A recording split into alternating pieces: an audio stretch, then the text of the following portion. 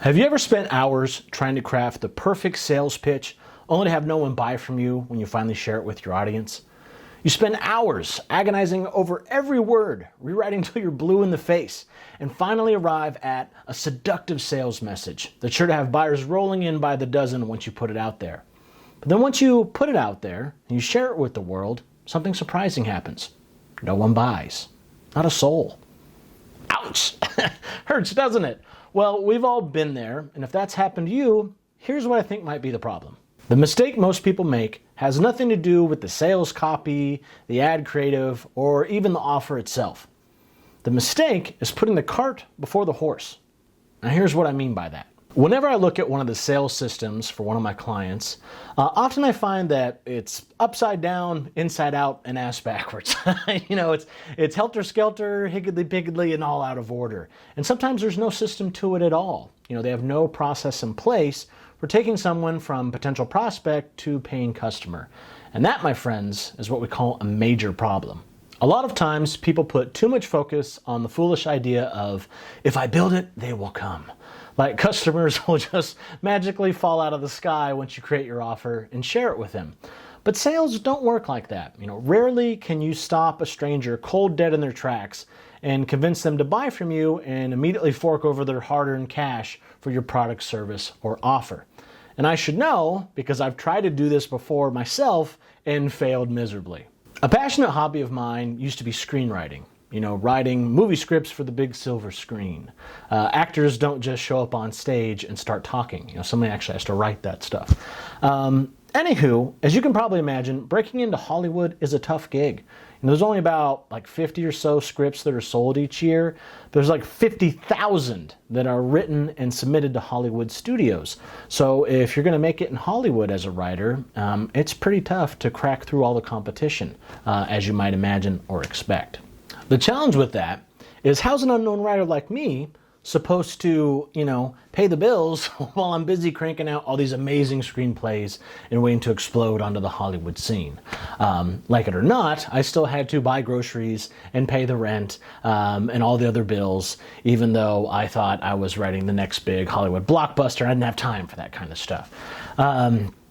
So, like most entrepreneurs, I thought that day jobs suck, and I couldn't stand the thought of slaving my days away working as a soulless barista selling coffee or anything like that.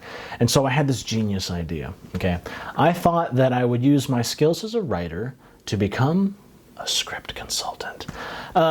You see, with so many scripts being written and submitted to Hollywood studios every year, busy Hollywood execs and producers need someone to read through them all and kind of provide a 3-page summary. It's called script coverage, that says, hey, this is good, this sucks, here could be improved, and stuff like that. So they can kind of sort through all of the crap to find the needle in the haystack. And I thought, what better way to go into business for myself than providing this service to Hollywood and also consulting aspiring screenwriters, and making their writing better. It was genius. I thought, finally, I'd be able to make money doing what I loved, all the while working on my dream of writing the next Academy Award winner and, making this moving speech, accepting my award that would just change the entire world. I even thought up a catchy product name and business slogan. Screenwriting smarts, the smart way to write screenplays. Brilliant, right? Fantastic. I'm so fabulous. I thought that there was no way that people could resist my offer, right? So I got busy to writing the most long, drawn-out sales page you can possibly imagine. I even bought a whole program on copywriting and wrote the entire sales page myself. Once I slaved over that for several weeks and got it all figured out, and I thought I had a pretty good sales script, the next thing I needed to do was work on all these big fancy graphics and images so the page would look good, it would look professional, and convert prospects who landed on the page and turn them into customers.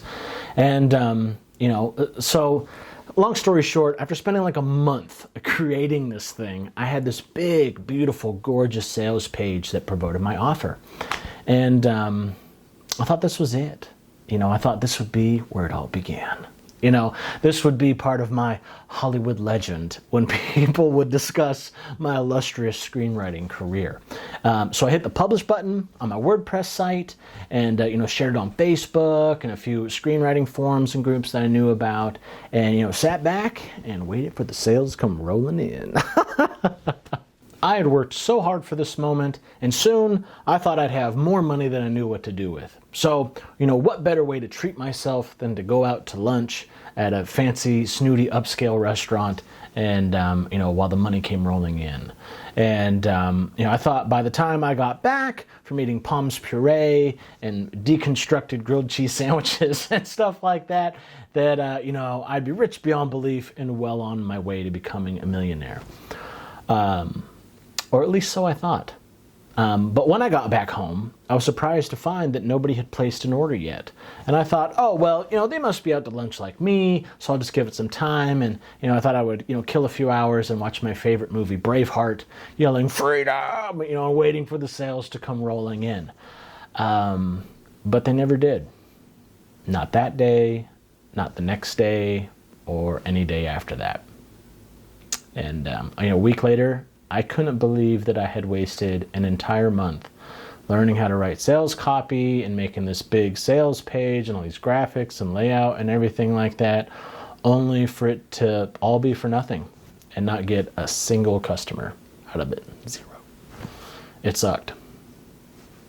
I was even considering calling it quits for good, and ending my dreams of becoming a writer.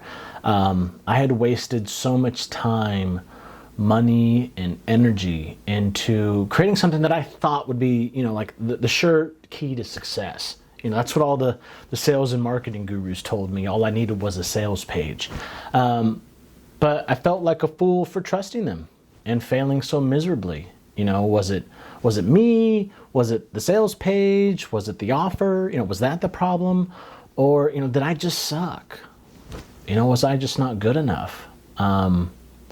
Self-doubt crept in, and it was made worse by the embarrassment that I felt, having to avoid the questions of friends and family members who were asking how it was going. I didn't want them to know that I was a failure, and my desired life and happiness, kind of my dream, felt further away than ever. The debt stacked up. I kind of had to shelf the whole idea and take a day job just to pay the bills. I built it, but the customers never came. And it was my mistake in thinking that they would. So then, if that's happened to you, here's how you fix it, okay? Like I said earlier, the mistake most people make is putting the cart before the horse. And what I mean by that is that they focus on making a sale before they build a relationship. They put all the focus on their sales message and think that that's going to lead them to finding a customer. But you don't just find clients, you create them.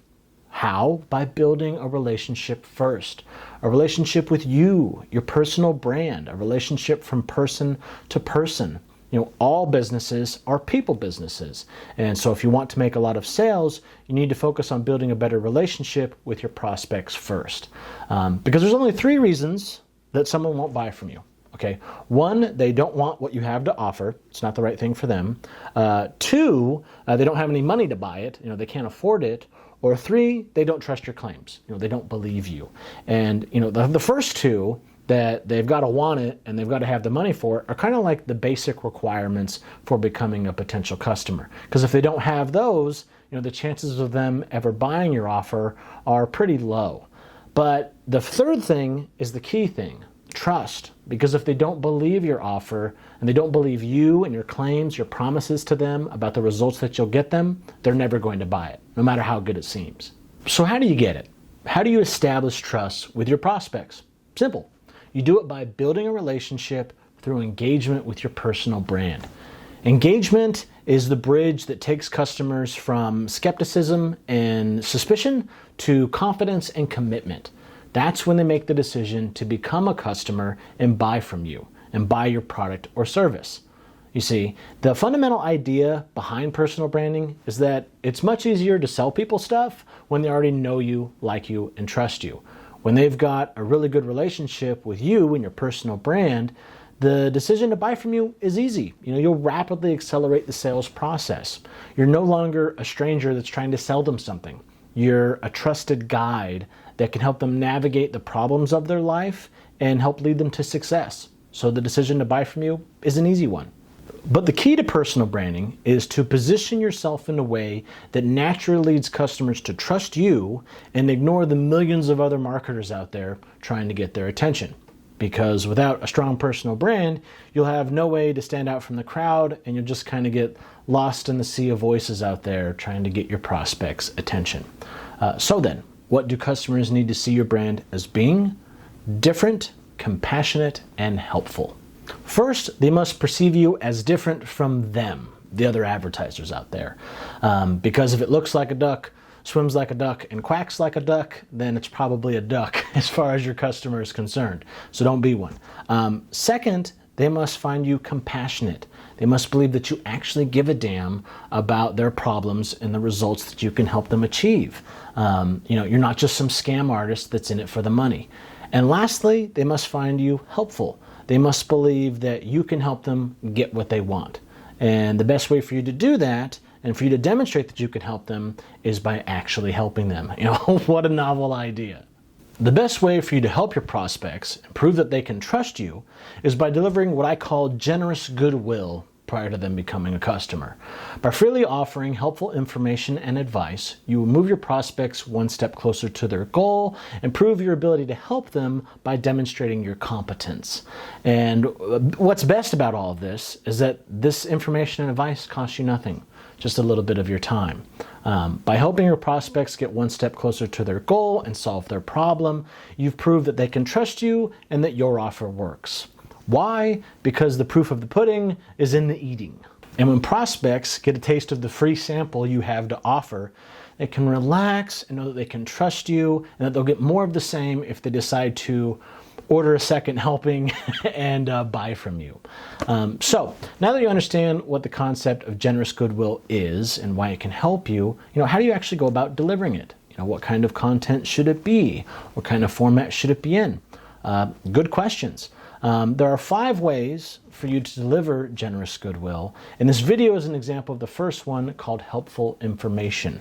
To find out the other 4, I'd like to offer you a free copy of my book, Personal Branding for Entrepreneurs, because I have a whole section that covers generous goodwill and the 5 ways you can deliver it to your customers. This book will help you go from failed sales funnel and lackluster results to having prospects reach out to you directly, wanting to know more about how they can work with you. Imagine instead of posting and praying that someone responds to your offer, you woke up each morning to find your inbox full of qualified and interested leads who want to know more about what you can do for them. Instead of chasing after customers and trying to get them to buy from you, they'll be chasing you and want to know how you can help them. You'll go from spamming your message everywhere and praying that somebody responds to it to predictably getting several hot leads each week that want to know what you can do to help them. That's the results that this book can help you get. That's just one example of the many results you can expect when you implement the strategies in this book. You'll get the exact plan I use to go from dead broke, destitute, and penniless as an aspiring screenwriter to having $30,000 months in my business by building my personal brand. And I've made the steps so easy that anyone can do it. So, and best of yet, it's free. You've got nothing to lose. So I'll put a link in the description of how you can get a copy of it. Be sure to check that out. And if you like this content, if you found this helpful to you, please like, comment, subscribe, share this with other people that might find it helpful as well. And there'll be more of the same coming to you in the future, my friend. So without further ado, check down below for a link to where you can get a free copy of the book. And I'll talk to you again soon. All right, bye-bye.